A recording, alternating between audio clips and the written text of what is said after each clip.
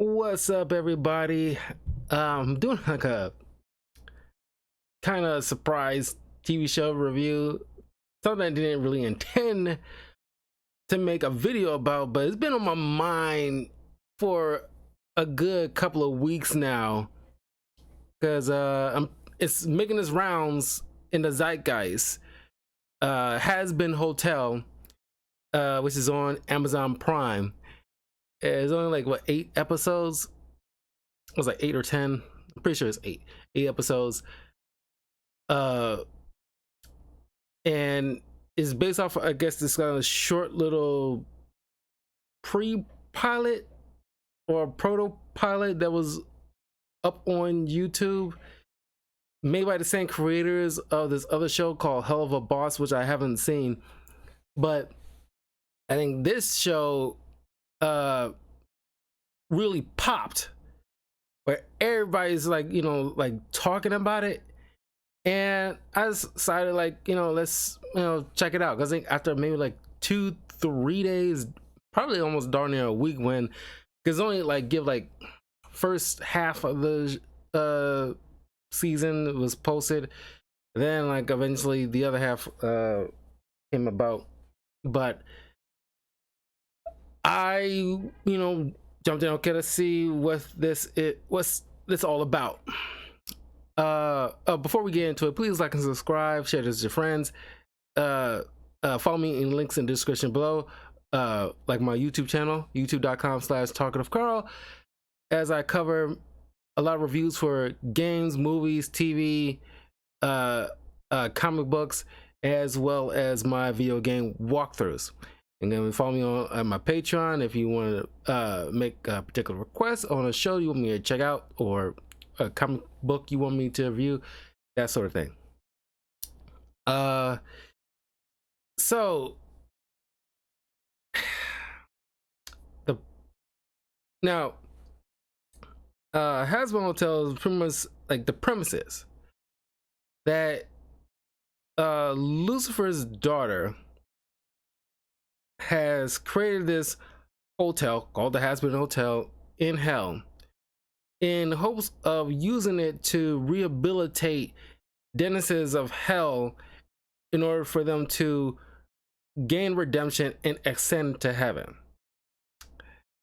So, like in the opening of the pilot, she narrates how, pretty much like the book of Genesis, where, well, it's kind of like a twist on the creation of the earth and things like that. I want to get a little further into detail in a minute about my thoughts behind that. But the premise goes that God created Adam and Lilith. If you know, like, their deep cut story of Genesis, Eve wasn't Adam's first wife. Lilith was in the original tales. I mean, well, like I said, the deep cut tales of Genesis. Certain, Bible stories leave that kind of, part out in like everyday Bibles, but like those really like ingrained, deep cut kind of like Bibles that are still around here and there tell the tale that Adam was first created. Then God wanted to make him a wife, so he created Lilith. But Lilith, I keep getting tongue-tied. Lilith, which, because Adam, is supposed to be like, was supposed to be a patriarch and a matriarch, but Lilith did not want to follow Adam. She has, like a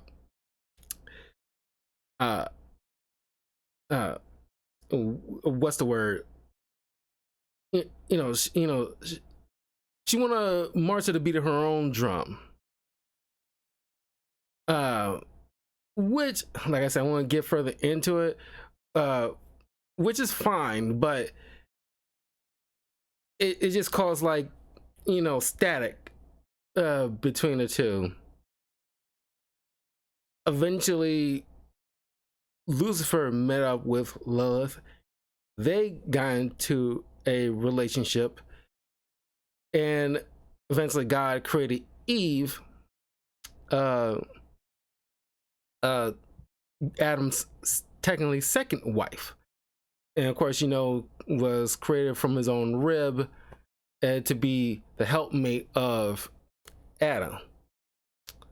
And of course, the story be about the apple. Lucifer presented Eve the apple and hopes to give the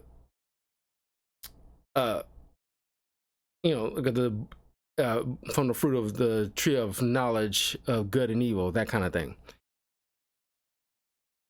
Which introduced free will, which also introduced sin. And because of this transgression, heaven has cast out Lucifer and Lilith. Lucifer fell into a deep depression about what transpired, and Lilith pretty much kind of like created hell via music and everything like that. Now, I'm not a huge music guy. Not typically a huge fan of it. I say I don't like musicals, but of course there's like certain Disney shows and movies that has musical elements that I dig, but I'm not like full on like going to plays or anything like that. I'm not like a real like musical guy like Grease or anything like that. But the music in here is pretty dope, but there's only one in particular I will get into in a minute that is my favorite above all else. But now, like, years later,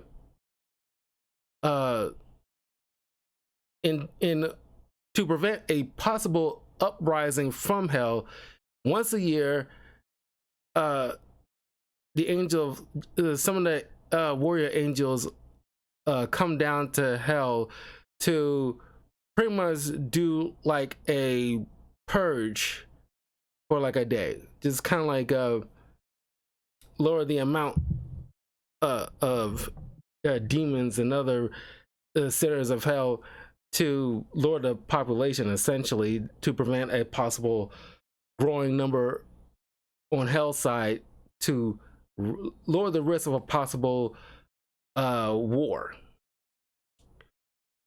So we meet with Charlie, the Charlie Morningstar, who's also in a relationship with a being known as Vaggie. And of course, it's been like a play on the name Vagina, which I thought was pretty freaking funny. Voiced by Stephanie Beatrice, if you remember. She's also voice actress of Maribel from Encanto, and also Rosa from Brooklyn Nine-Nine, if you recall those. Which is an incredible actress. But I can't help, because they're in a relationship, and I cannot help but think of Poison Ivy and Harley in these kind of two. And I think the voice actress for Charlie is I think one of the lead actresses in the Mean Girls remake or sequel or whatever that recently came out. So for 7 years, the mom has went missing. Charlie doesn't know what happened to the mom. But we meet all these other supporting characters like Alistair, who's like a radio demon, probably one of the most powerful ones, like demon lords in hell. He's like honestly kind of like a badass and get like very threatening if he needs to be. Then we meet his technically his servant, Husk, who is like the bartender, voiced by Keith David, who's like a cat bat thing. We got Nifty, who's like the maid of the hotel, and she's so freaking funny. This tiny little maid, and she's super obsessed with bad boys. I really dig that character. Then we get Angel Dust, who's pretty much like a hell's one of hell's famous porn stars, corn star, sorry, YouTube friendly, and everything is like super sexual with this dude. It's, you know, it's funny as hell. But am I forgetting anybody? Oh, well, there's gonna be like this girl named Cherry Bomb, who's pretty much the best friend of Angel Dust.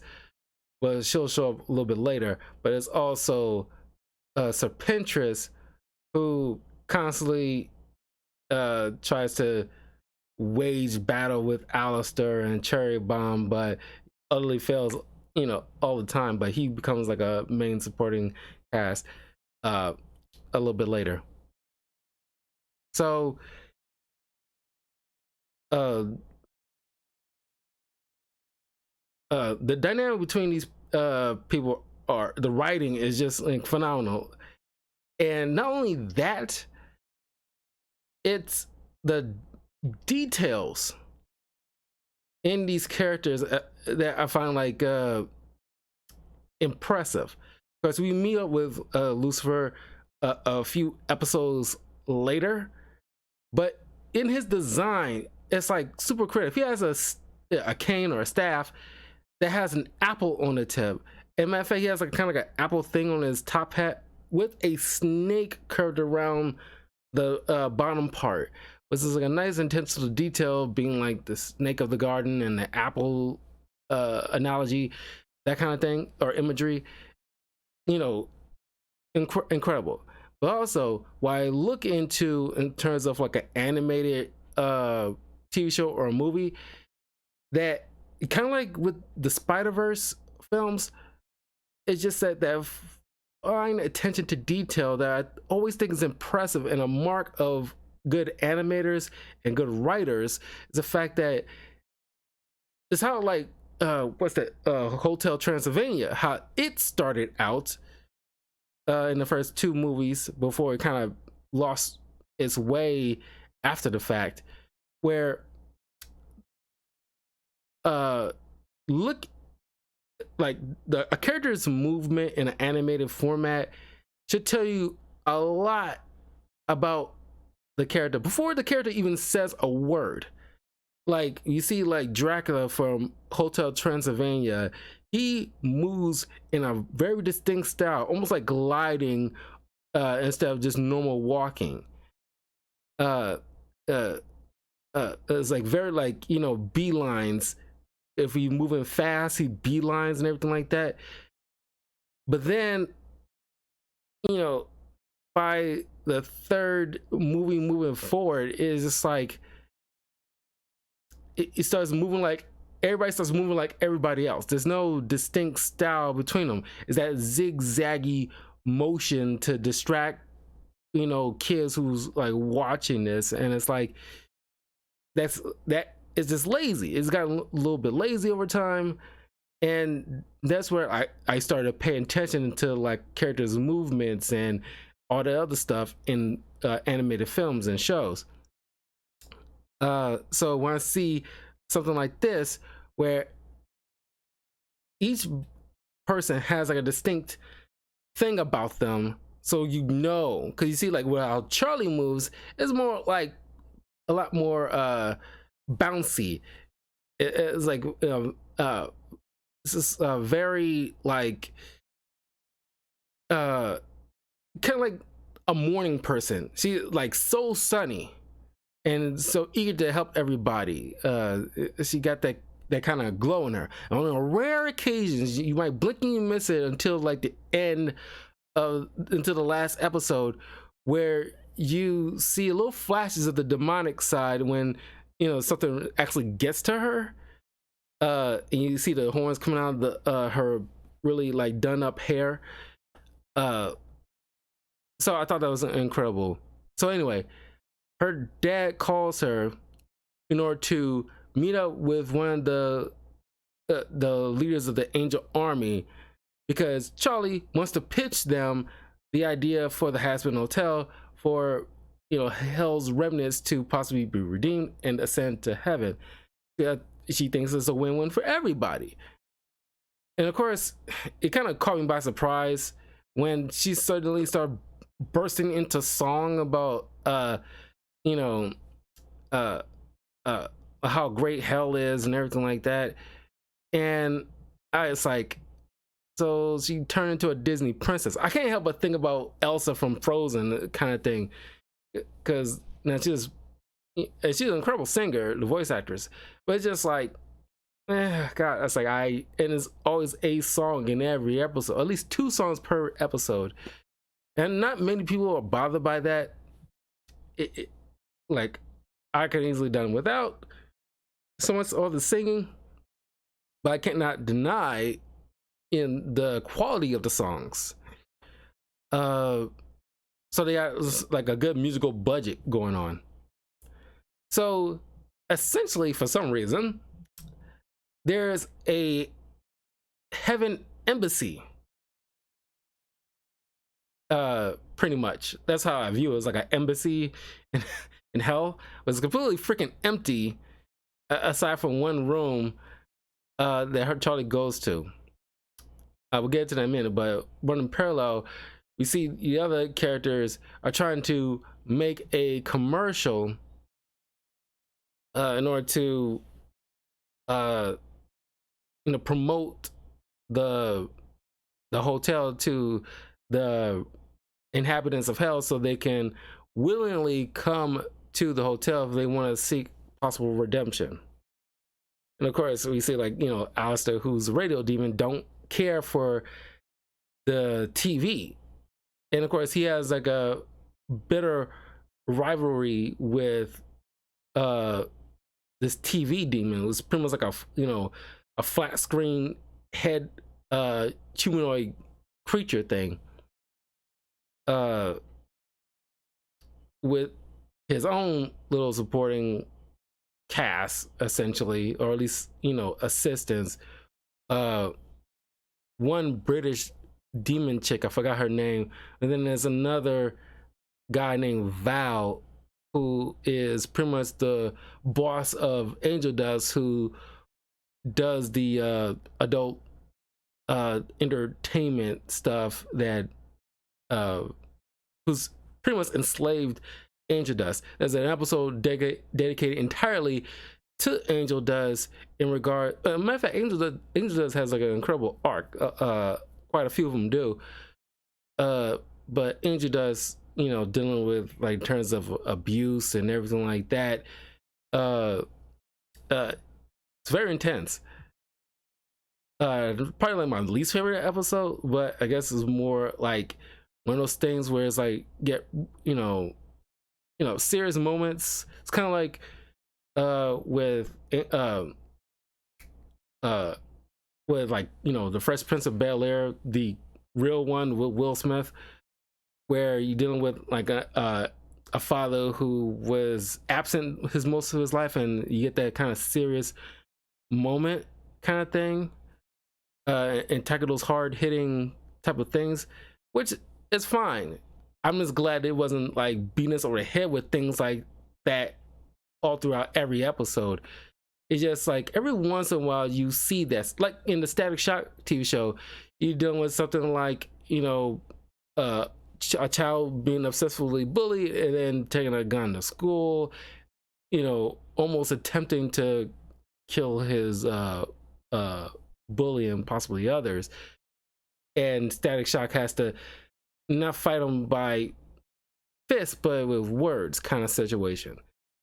And that sounds in between all this other typical superhero stuff. So kudos to Hazbin Hotel with dealing with something like that in a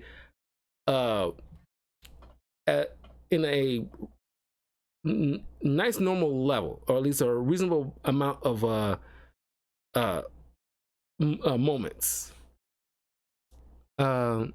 Because you gotta find that right balance between, like, a very comedic thing, where it's like, okay, it's not overly cartoony, where you can't, where it's almost leaning towards idiotic, or you can't be like way too serious. Otherwise, you kind of feel like, you know, darn near nihilist type of writers or something. And I put this show on almost on the same benchmark as something like Archer, or so not to the same scale as Family Guy, but you know what I mean, where like the adult humor, where it's like I always say, there's a difference between, like, you know, well, crap, I forgot like the words to it, but it's like there's, you know, there's certain cartoons that's meant for everybody, and there's certain cartoons that's meant for kids. And what I mean by everybody, I mean it's like cartoons or adult humor isn't like gratuitous, or at the very least don't treat the younger audience like they're complete idiots. Now, I'm not saying that a 5-year-old shouldn't be watching Hazbin Hotel, but at the very least, a 12-year-old or a 13-year-old can probably feasibly watch Hazbin Hotel if you're watching it as an adult, watching it with them. But it's just that it has that right balance of, you know, being jokey, but also, you know, it's like, right balance between joking and serious. Anyway, we pretty much meet the overarching antagonist of season 1, where Charlie goes to the embassy and meets up with Adam, the first man, Adam, who's pretty much the angel, with his partner in crime, this angel named Loot. And I got a lot to say about Adam, but I want to save it to a separate video after this, because I want to say something, because like everybody's dogging on Adam for the most part, understandably, but you know, I'm gonna play a little bit of devil's advocate for him, but we'll get into that in a separate video. But Adam's my favorite character in this entire freaking show. I freaking find him hilarious. Every time he's on screen, I have a good time, even though he's like the main antagonist. But as she's introducing herself to him, and he's go out to like shake her hand, and it turns out he's a hologram. Like they're not really there because he doesn't want to be bothered with Elle, and he just starts mocking her. I was like, I freaking got you. Oh my god, it was really funny. But then she started going on about like, I got this idea about like whoa, slow down, babe, we got time here. And like that's what I'm saying, like a mark of a good writer is subtle, but you don't, if you're not told that, or if you're, you know, blinking, you miss the kind of situation. He tries to hand her like a plate for the food, and she tries to grab it, but it's hologram. He's like, ah, ha, ha, ha, I got you again, bitch.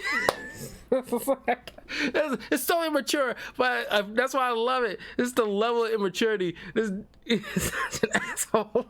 Because I could totally see myself doing that if I could, because I just want to fuck with people. This is so freaking funny. I like Adam for that. Oh my god. It's just, the look on Charlie's face is so annoyed. It's like, wow. Like, oh, are you freaking 5? Oh my god. Like, I wanted to do that to people so much. I was like, God, I was like, I got you again. It's just his reaction. And Adam's voice actor turns out to be, I guess, like, because I haven't seen the play, who's like the guy who plays Beetlejuice on one of the Beetlejuice musicals. I think that's the same guy. At least I think so. And the animation of the design of Adam is based off the actual actor, so he looks very similar. So you see, like, you know, they go back and forth between what's going on in the hotel and what's going on in this embassy. But once you flip back, you know, Adam is going on this long diatribe about like this girl he's, you know, he was about to bang, who was having trouble choosing between him and like, so do you know who I am? I'm Adam. I'm the original Dick. It's like, you a drummer, Dick? It's like, yeah. So we banged, and it was awesome. He was such a dude, bro. And like, and the food he was eating, get this, it's ribs. His favorite food is ribs, which is kind of like, that would A, make sense, B, also adds to the hilarity. So it's, works on two levels. Like, I appreciate that kind of brilliant writing, so kudos to that. Uh so she then comes to realize, wait, you're Adam? So that means you're, oh, now I get it. Which kind of clicks to her head that she's speaking to her mom's first boyfriend, which is kind of awkward, obviously. And it's astounding because I'm pretty sure Adam knows exactly who she is. And I'm shocked that he doesn't just kind of go fucking ballistic. But also, poor on the dad's part, because you didn't want to, because clearly Lucifer was supposed to go meet up with these people, but send the daughter. It's like, dude, what the hell? Because you didn't want to confront the same guy who you took 2 wives from. You just want to deal with that kind of confrontation. But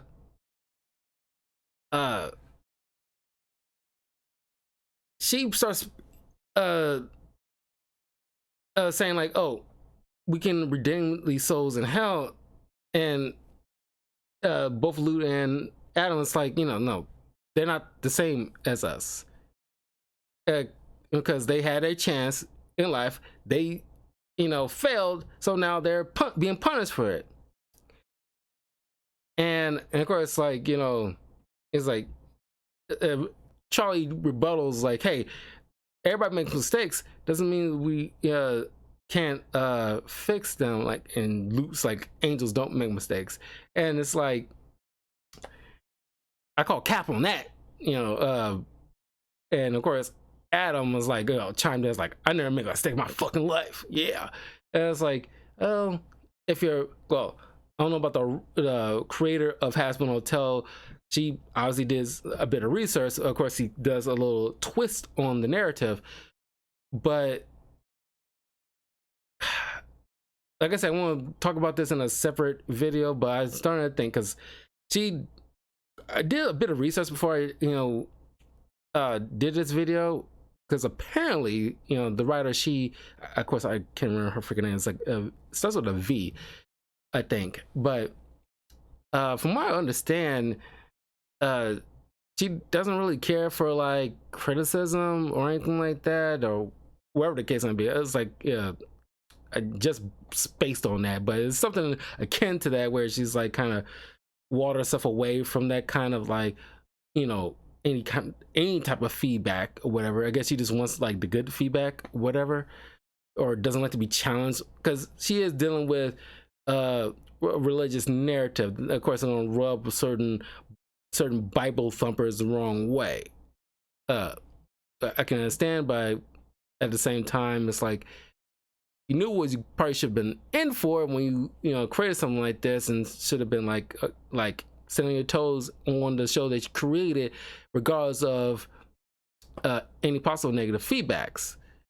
But the proof will be in the pudding of the quality of your show, despite any negative feedbacks. If you put in like the work and it's actually astounding, then all the negative feedbacks, it is what it is.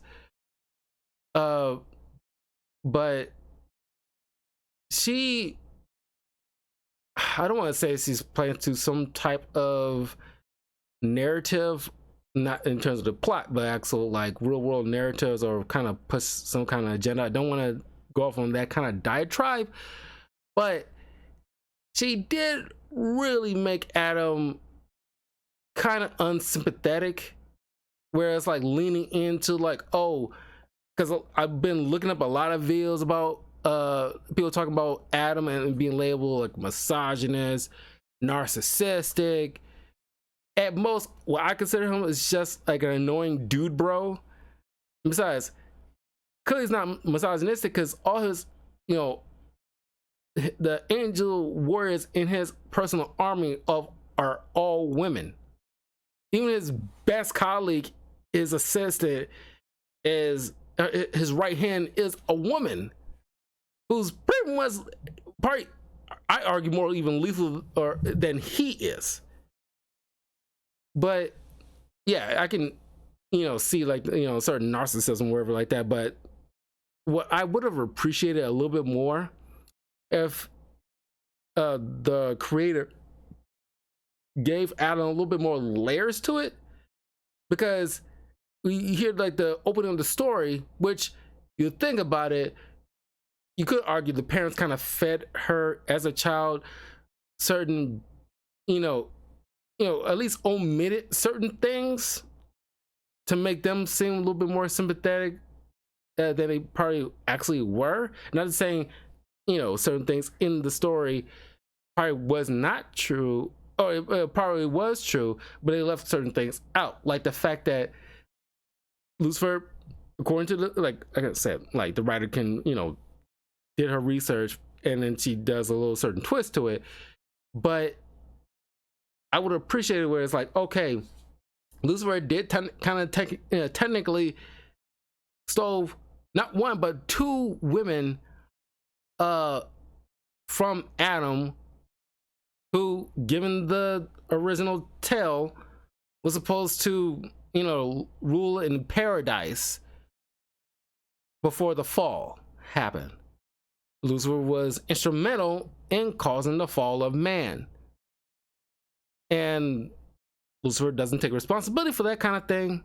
Doesn't even want to confront it. By the sheer fact, he doesn't even want to go meet up with Adam at the embassy and just sends his freaking daughter to go see him.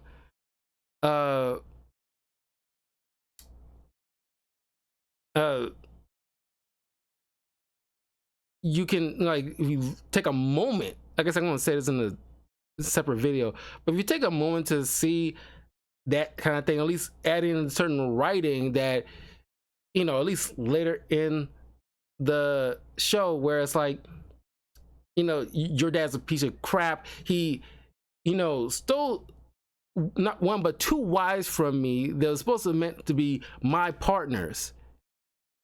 They supposed to rule over the paradise together, and your Lilith turned out to be complete ass in her own right. You think I'm an ass? Your mom, who's the first woman, is, I argue, could be equally, if not more, of an ass.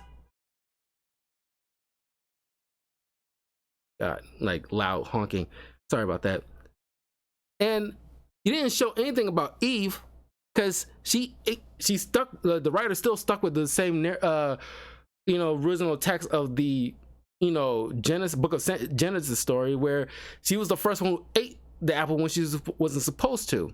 So maybe she'll pop up in the second season, because they tease Lilith will show up in the second season. They haven't gotten a voice actor for her yet, obviously.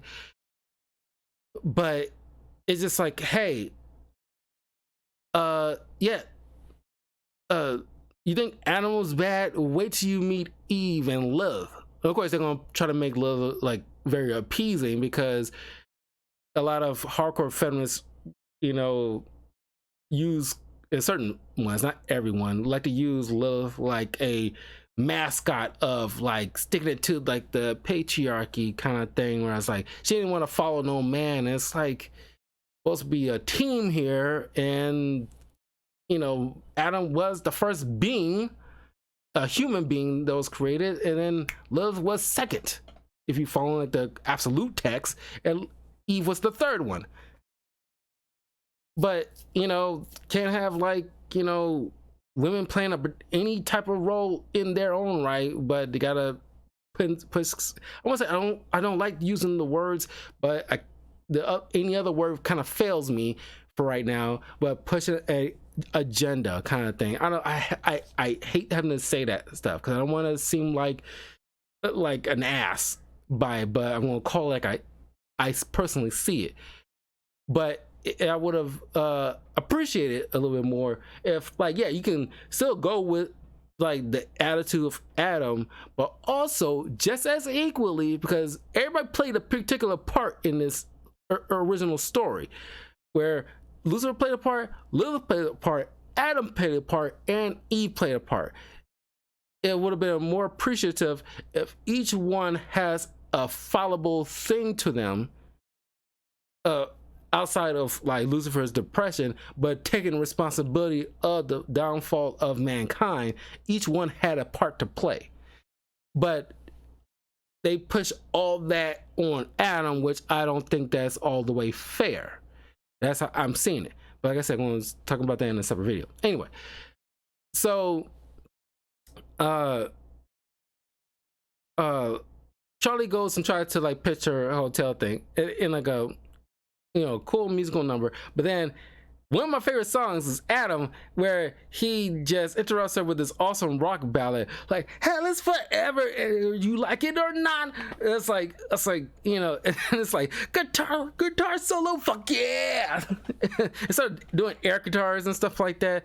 The whole song is amazing, and you listen to the words, it's like he has a point. Because sure, angels could easily have like a bias against any demons or sinners that's in hell. Anybody who lives in hell, they have a complete bias against, because they're there for a reason. And of course, Charlie has like a very idealistic way of helping people in hell. I would say slightly misguided, because you see certain people like Val or the TV demon, they're really horrible people, or demons, whatever. They're all sick and depraved, even by Lucifer's own omission, but admission to Charlie in like a couple of episodes later, where it's like look at these people. It's like, you know, denizens of hells will, do, satisfy any negative indulgence that come to mind, pillage, destroy, or whatever as their heart's desire. They feed off of chaos. It is what it is. There's really no hope for these kind of people. Even though I find it charming that you do, but they're kind of lost causes, which I'll get into that episode in a minute. But you hear from Adam's little song, it's like, hell is the end of the line. If you're on Earth, sure, you have a, still a chance to make things right before any decision is finally made upon the moment of your scheduled death. But whether you go to heaven or hell, that is the end of the line. The decision has been made. It's not like if you go to, unless they do something in the second season, it's not like anybody who's meant to go to heaven, all of a sudden, well, now that I'm thinking about it, I just kind of like shot myself in the foot on that, because you clearly see like a Lucifer is a prime example of fallen angel. So yeah, the opposite could easily work. So you can make the argument then like the reverse can work too, where inhabitant of hell can ascend to heaven if they prove themselves, kind of situation. But typically, if you go to hell, that's it. And hell, by definition, is punishment. You done some wicked thing in your life. I looked this up a day ago, where Alistair, the radio demon, in the 30s, he was like a radio host or something in the 30s, who turned out to be a serial killer. And after he killed one dude, he dragged the body in the woods. A hunter confused him. That's why he had this kind of like a deer-looking thing, aesthetic to him, with the horns or antlers and certain hooves. They almost always thought it was like boots or something. But the hunter confused him with an actual deer, shot him in the head. And that's why every time he gets all demonic, you see like a red X on the forehead to signify where he got shot. Because the inhabitants of hell appeared how they looked on the moment of their death. That's why Nifty has this kind of maid outfit and is obsessed with cleaning, because she was like a maid in like the, I don't know, 20s, 30s, 40s, something like that.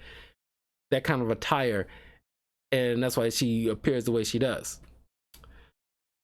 And clearly Val was some kind of crazy pimp or something, possibly in the 70s. So now Adam breaks it to Charlie that we're gonna, we usually come once a year to do this. Now we're gonna decide we're gonna move the timetable up to make it 6 months. So we'll be back in 6 months, which alarms Charlie. Now she really got to really make this hotel work to further prove this concept work and probably stop the next raid. And that's, of course, you deal with, like, certain episodes dedicated to certain people. We meet Serpentress, who is hired by the TV demon to try to get info on the hotel and Alistair and everything like that. He eventually gets found out, and like kind of funny but sad at the same time, where on like a kind of Fitbit watch kind of thing, where Serpentress is trying to like warn the TV demon that he's been found out, come rescue him, and he just laughs in his face like, it hasn't been in a day, you already got caught. God, like, screw you. So he feels bad. Charlie, in the song, it all starts with sorry. It all starts with sorry. And so, they forgive Pentress, and the radio demon, gets the watch that fell on the ground and connects to it and tells the TV demon, it's like, gotta try harder than that, and crushes it.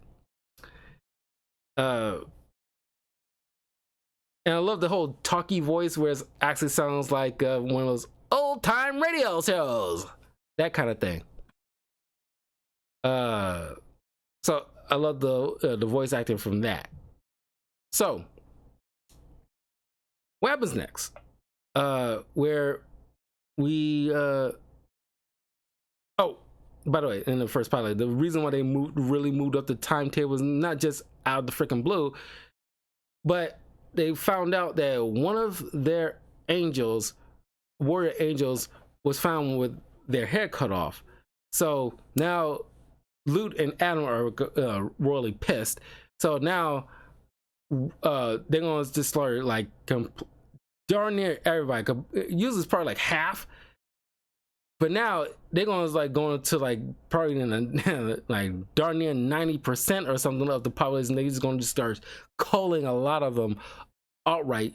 So because they don't want anybody to find out that if that one of them is capable of killing any one of them, they will encourage or incentivize many of the hardcore demons to get any kind of, they don't want them getting any kind of inkling that they can possibly challenge heaven in any kind of way. They want to nip this in the bud as soon as possible. But of course, the Alistair and the other major demon lords, eventually find out. We meet other people, including like the British lady, the British lady demon, who's kind of like the young buck who's like into like like social media influencer type of chick, who just completely disrespectful to the other demon lords who's been there a lot longer, and call them like, oh, like the best of the hair chairwoman who is not having any of this young girl's disrespect. So it's like these two ladies is butting heads, this younger demon against this older woman demon. And it turns out, thanks to Alistair's little like little egg spies that he took from Pentress, whereas turns out that this chairwoman is actually the one who killed one of the angels trying to protect her daughters by utilizing the angels' own weapons against them. and that's the only effective way to deal with them. But she doesn't want to do anything about it. And matter of fact, she keeping it close to her and this other demon lord, this other shadowy demon guy, who's been around a lot longer, and is actually the only other, few demons that Alistair actually respects. So they're trying to keep it on a DL until they know more, because they don't want to just spark up any kind of rebellion, because if they're wrong or something goes awry, it could have been the end of a lot of them. So they want to operate on active precaution. That's why the younger demon chick was butting heads with them. So we also get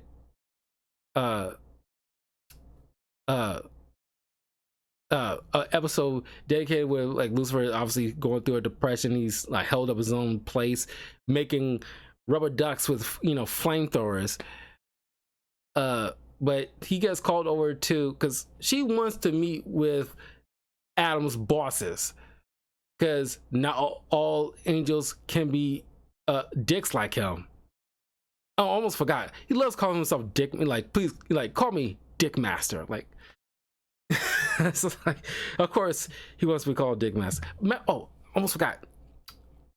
The only other time where like certain TV shows depicts like the first man Adam was like the Netflix Lucifer show and Supernatural in one episode in the last season.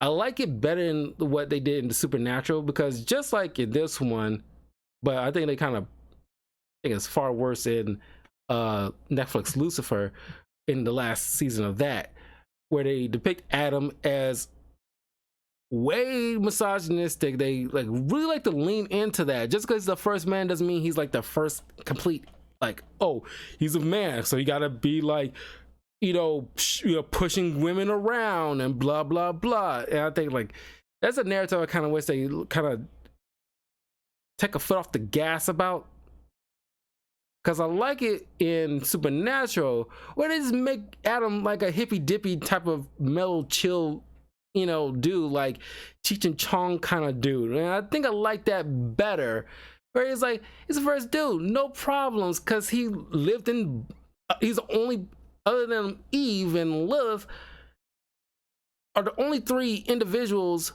who ever known what paradise was like, true paradise. So of course he will have a more chill vibe. It's like, it's cool, bro, easy, man. It's like, it's all good, man. I like that vibe. I appreciate that vibe, because that seems like, it seems kind of fair that like if you live that life, God knows how long until the fall, he would have like just been chill for the most part. And that's until like after the downfall, then he has to really grind in the, as the course if you follow like the narrative of Genesis, he had to toil the fields to grow his food and everything like that, and live in like a makeshift house in order to protect himself and Eve from the elements of the world, that kind of thing. But of course, like he would have remembered that, and probably a little bit more like 70s hippie kind of attitude, which I think that's probably a little bit more of a fair narrative. But I'm not the writer, but I'm just saying they kind of need to take the foot off the gas with the whole quote unquote misogynist kind of attitude. Like they really want to hammer that home, because that seems like a slander in a way, you know what I mean? That seems very slanderous of the first being of the entire planet, because they doing this whole thing where it's like, oh, what you think is good turns out to be bad, and what's bad actually is good. And it's kind of like, I would appreciate a little bit more gray area. It's not like that's a bad concept, but I kind of would appreciate a little more gray area to it. That's just my personal take on it. So she has her dad come over so you can see what we're working on, because she wants to speak with Adam's bosses, because not all of them can be as much of an asshole as he is. So he at first like, I don't know, they're not as like chill as you think they are. but he wants to see her because he haven't seen her in a while. So, and see what she's up to. He's super happy to see her, and of course, him and Alistair gets into like kind of like a song battle. And of course, if you know Lucifer Morningstar's, you know, kind of a little lore, because I'm not like I'm a Christian, if you want to put a label on it, and I do believe in God, but I'm not like a Bible thumper. I'm not like super religious like that. But I do appreciate, you know, mythology and stuff like that. I always like a fascination with that, whereas like Christian mythology, you know, Egyptian mythology, Norse, Greek, etc. I always find that super fascinating. So I do know that Lucifer Morningstar, meaning Lightbringer, and because like Lucifer Morningstar is actually his last name technically, and matter of fact, all the archangels, possibly all of them, actually have last names. We only are familiar with their first names, but I'm pretty sure you look in like angel lore, you find their, you know, like Michael and Raphael and Uriel and you know, etc. They actually got last names. Probably have a tough time pronouncing them, but they do. But Lucifer Morningstar is a little more like infamous, and he's known to be like not only the most beautiful, but also a great singer. And I appreciate it because if you want to cast like in a Netflix Lucifer show, they didn't do it in Supernatural. I kind of wish they did do it, but I would want Lucifer to be able to be like the most impressive singer you ever hear. If you're casting somebody like that, and especially if there's some musical elements to it, at least every once in a while, like in Netflix Lucifer, because Tom Ellis can freaking sing. And just like in this show, like, yes, you need to have Lucifer to be able to, if you're going to have musical elements, he needs to be able to sing his ass off. Darn near put a tear to your eye kind of situation.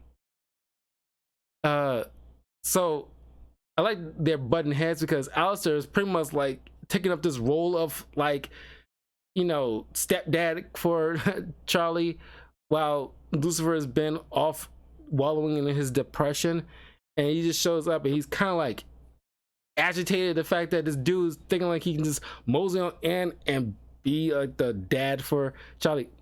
Ain't having none of that. And I appreciate you get to see, because he's all, you can see where Charlie gets it from, her little bubbly attitude. She gets it from her dad, and of course, but every once in a while you get that Lucifer, and it's like looking at, you know, Charlie's little pets, like, hey buddies, have you been looking after my little girl? You better have. It's just like, and it's like, and of course you see at the tail end of the last episode him really going like hardcore, and it's like you forget like this is Lucifer at the same time. Don't let the whole bubbly attitude fool you. Like, it's still him. So I appreciate that. And not make him look too sympathetic or like too much like a hero. This is still like the Prince of Darkness, mind you.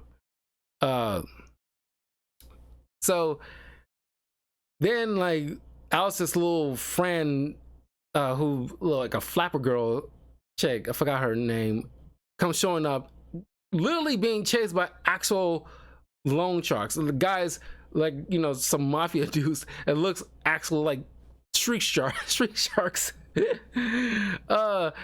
And they coming after her, and of course Hus doesn't even like her, so he knows every time she comes around she always brings trouble with her. And these loan sharks actually attacking this hotel, and of course Alistair having his own motives of why he's here and taking him after, looking after Charlie, which everybody speculates, because he's been gone for 7 years, just the same amount of time as Charlie's mom's been gone. It suspects that he's under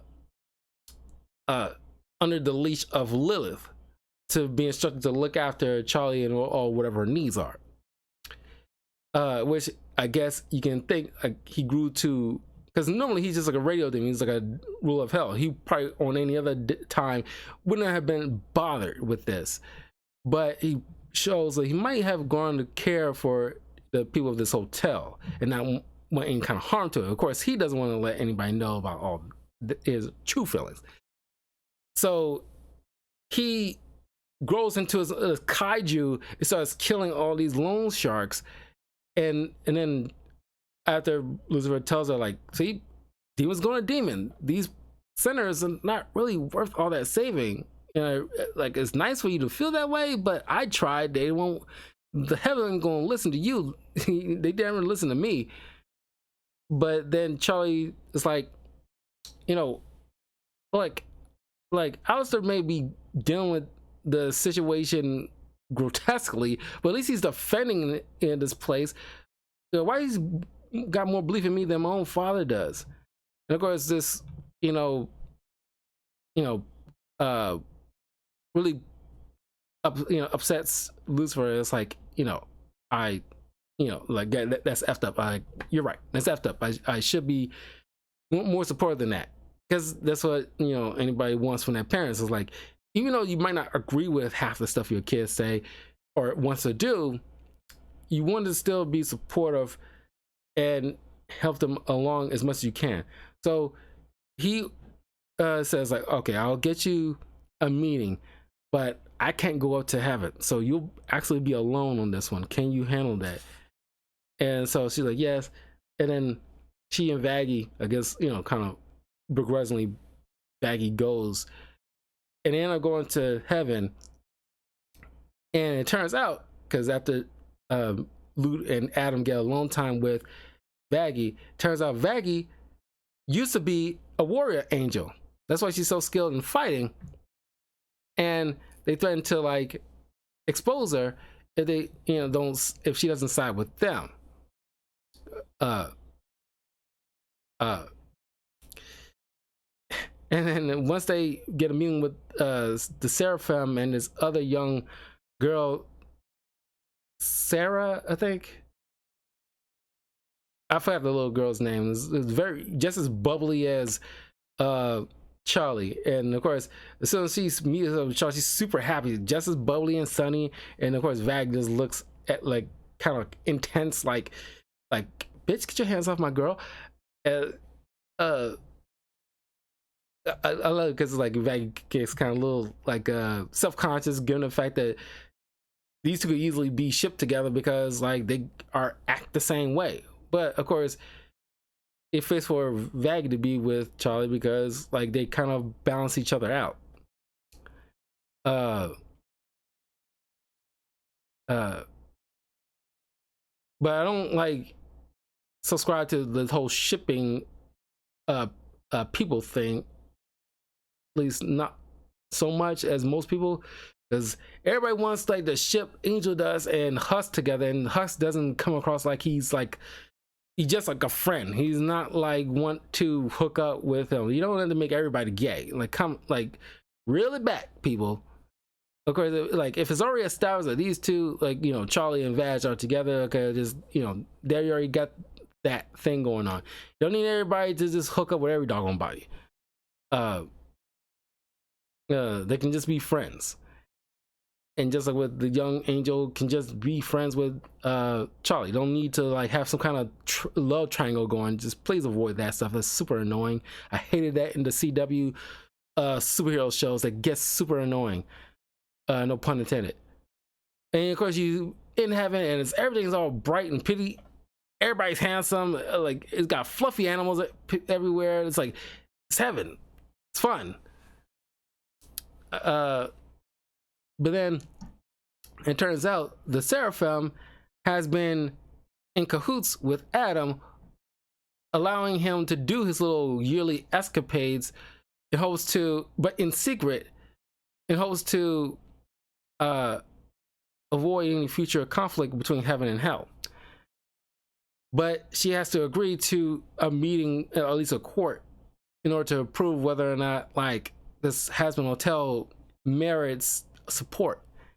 And so they use Angel Dust as a possible, like, example of the work they've been work that Charlie's been trying to build with Angel Dust, because him and Serpentress, she's been focusing on for the most part.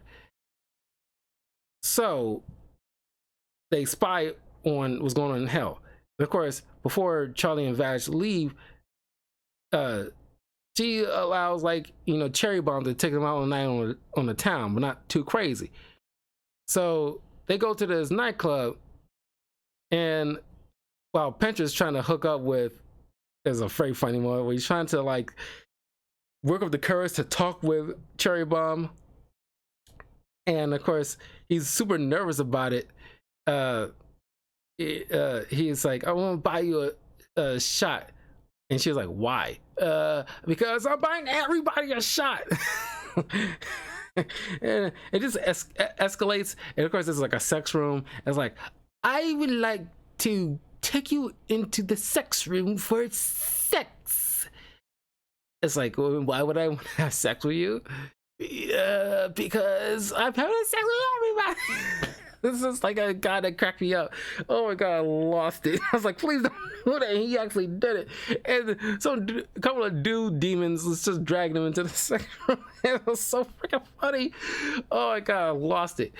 But then we're focusing on Angela, and of course Cherry Bomb is trying to like encourage his bad behavior, like, here, take these drugs, come on bitch, let's have some fun. And it's like, nah, I just want to, just chill. I'm not going to go crazy tonight. And of course, Hux is trying to be like, almost like a sponsor. It's like, I thought you made some progress. You are better than this. And of course, he kind of relents to Cherry Bomb and takes a couple of things. And of course, they try to follow, like, because Charlie challenges the angels, like, do you guys know what it even takes to get into heaven? And of course, everybody looked dumbfounded. It's like, don't you got the 10 fucking commandments? It's like, really, it's days like that. It was like, but and she asked, like, how did Adam even get in here? And they don't even know. They kind of threw him a mulligan, given the fact that he was the first man. So it's kind of like, he's like, he's kind of slide right in. So Adam decides to cruelly make a list of 3 things. It's like, one of them he clearly came up with himself, was like, stick it to the man. And so you see Angie does look after Nifty, make sure she stay out of trouble, avoid certain temptations, but then stick it to the man actually stands up to Val, who keeping Nifty away from him, because like and then of course you see this dude smacking Angel around in the club, and Angel stands up to him and it's like, yeah, you own me, but in the studio, at work, outside here, I'm my own person. Completely embarrassing Val in front of everybody, and which is like a cool moment for Angel Dust, and I appreciate a moment like that. It's not like he like broke the spell or anything like that. It's still there, but the fact that, like, he knew where the line is where it's like, where like a battle he chose, and it's like, yeah, like, but I'm off the clock, so F you. So for all the guidelines that Adam cruelly laid out, but laid out nonetheless, and it's like, why is he's not up here then? And it's like, and then young Angels asks, like, yeah, why isn't he up here? He did follow the rule. And it is all blurted out. All the secrets out now, where they point out that Vaz used to be an angel. That's why, because she failed to kill like a young demon child, but then Luke found her, ripped off her wings, and took her eye. That's why she got like a missing eye. And of course, Charlie later found her, and they eventually fell in love and things like that. But then it turns out the Seraphim she found out she's in cahoots, and a cool imagery where it's like, you literally see like the portal as they use him to spy on hell, and all the flames is going on there, kind of reflect in her eyes, is looking down on this young angel, where it's like, trust me, sweetie. And he's kind of like, just like cool imagery, sinister as hell. Clearly, like, this young angel, it's like her world has kind of been warped now, and it's a cool duet between the young angel and Charlie, kind of like a remix of Adam's Hell's Forever song, where it's like clearly exposing the hypocrisy of heaven, knowing like you like there's clearly great errors and y'all have been corrupt in your own way. But Charlie and Vag go back to hell, and Seraphim, and of course the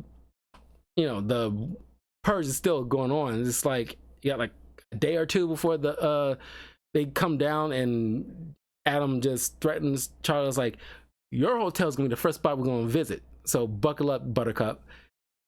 And then of course Seraphim tells the young angel like, I'm trying to sort out all this burden so you don't have to deal with so you don't have to I have to make these hard choices so you don't have to, because I don't want you, if you don't follow the rules here, you're gonna fall. Lucifer fell, I don't want that to happen to you. I'm just trying to protect you and things like that, blah blah blah. Of course it's cool to have like a person Charlie trusts on the inside in order to help sway things Charlie's way to help people be redeemed. But now she's like wallowing in sadness because like things didn't turn her way, and then Vag's been lying to her this whole time. Alistair takes her to Cannibal Town to meet one of his other friends who's the leader of the Cannibal Town, this woman who's pretty much like does motherly things for her, like treat her like a mom should in times when a kid is sad, doing that nurture kissing boo-boos kind of situation, giving her an encouragement to like, okay, they're coming, we gonna have to fight back. So they're recruiting like a lot of people from Cannibal Town to defend the hotel. So the mountain forces essentially, and Alistair puts up a shield to ward off like the bulk of the threat, but like the ground forces like taking out as much as they can. Adam uses his strength to break the shield. It's fun to see Adam and Alistair fight, because these two, we never seen actually Adam go all out, but you see him, and we've seen Alistair go all out and see these two butt heads, but Adam is a little bit stronger, so he breaks not only breaks Alistair's staff, where it's like the little microphone thing, but also wounds him a bit. He slinks away, and Loot and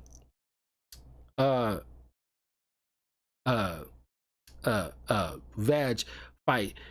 Loot ends up losing an arm in the scuffle between these two, but as Adam is taking on Charlie, she's not powerful enough, but then Lucifer shows up and beats the snot out of him, at the same time taunting Adam about like, oh wow, you really let yourself go, like, as like, and taunting him about how like, he fooled around with both not only Lilith but Eve as well, blah blah blah. But then not only beats down Adam just kind of had like a complete meltdown. It's like, y'all should be worshiping me, all you come from me, like y'all come from my balls. And it's like kind of like a dickish way of putting it, but it's not wrong, whatever, he's still an asshole. But then Nifty comes up and stabs him and starts multiply stabbing him, like I go stab you kind of attitude. And they fix up the hotel, and by the way, Sir Pinterest gets killed by Adam, and like very unceremoniously, he tried to mount his little mechanized forces, but with one zap, he gets annihilated by Adam. This is kind of sad, but I couldn't really I felt sad, but not all the way sad, like it's a drawn out fight and he's kind of like land a killing blow. It was just like whoop, that's like swallowing a fly, and it's like, God, I really don't, it's like, God, you could have made this a little bit more like drawn out so I can actually feel something. It's very quick, but surprise surprise, in that selfless act, Pinterest rose up to heaven. So that's a little hook for you guys there.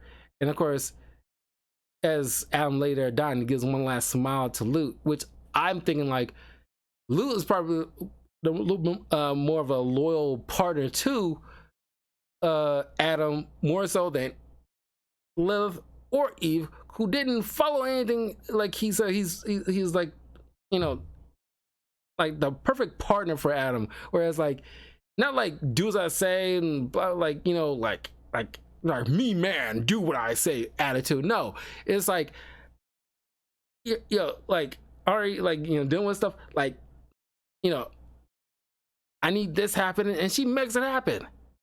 And it's not like putting on a fuss. He believes in like what he wants to do, and she's all in for it. And it's like they make a good couple, because you know, she's willing a participant and follow, like, you know, it's like, hey, he has a vision, I want to meet it out. It's like she mentions how she killed like 247 demons in the last raid. It's like, you know, like pound it, Danger Tits. It's like they pound it. So it's like, yeah, freaking love Luke. So she and whoever surviving angels leave for heaven with a tail between their legs. And you see, and she's already sad because she lost Adam. She takes his body to, I don't know, his body just evaporated, or she takes it to, yeah, I think she takes it to heaven. And you see the tail end of the show where Luke meets up with Lilith. I'm not sure if she's on Earth, on the beach or something.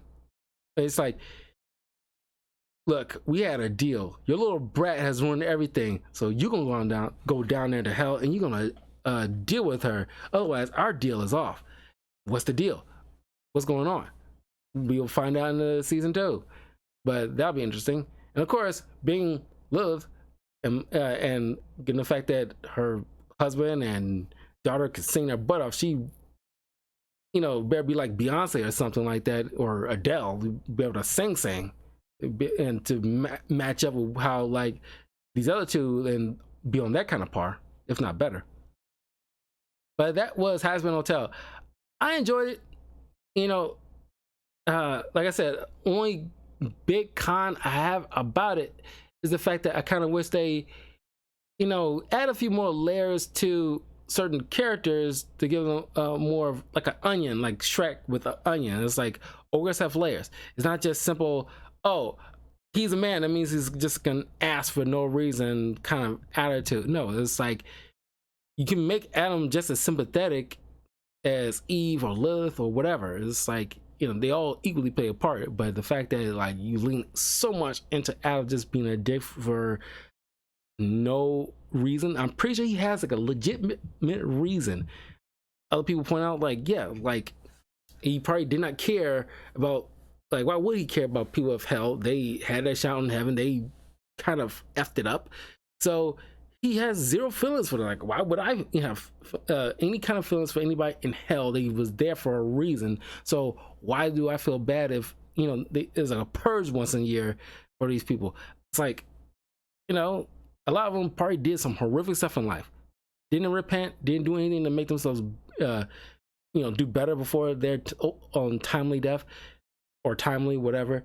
So it's like, oh, that's it. I you know, why would I weep for that? But they really, the writers really lean into trying to make you feel bad for certain. Sure, you'd see something like Angel Dust or Serpentress, sure, but something like Valentino the pimp or the TV demon, do you really, you know, feel bad? I'm pretty sure there's lots of inhabitants of hell that acts like that. Would you really feel like, oh, do they deserve redemption or, you know, whatever? It's like, no. Like, but anyway, that is my thoughts on Hazbin Hotel season 1.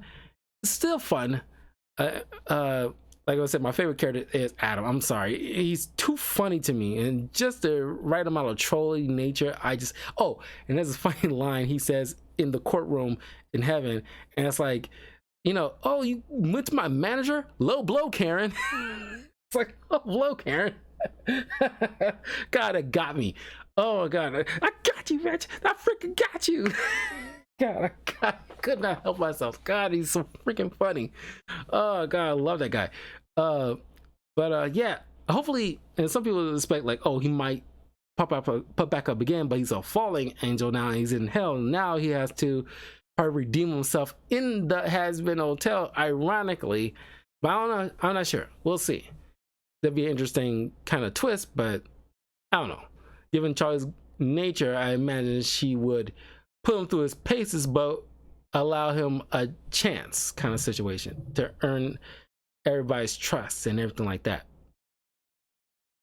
But anyway, I will see you guys in a few minutes as I just go on like a separate video talk about my thoughts on the whole Adam character and how he's being treated in terms of like propaganda and slanders from this show, in my opinion.